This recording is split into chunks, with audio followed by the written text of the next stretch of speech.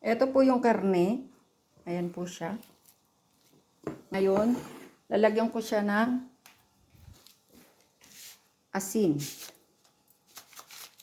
Asin. Baden.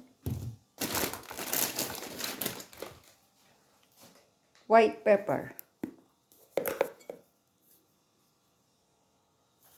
Yan po. Parami yung paminta. At tapos, ano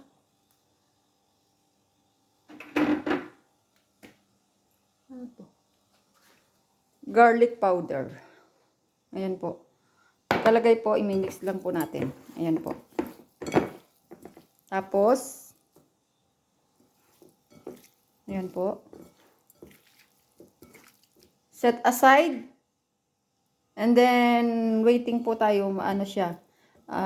Siguro mga 15 minutes lang po para magpasok po lang yung, yung spices sa loob ng karne bago ko siya ipipirituhin.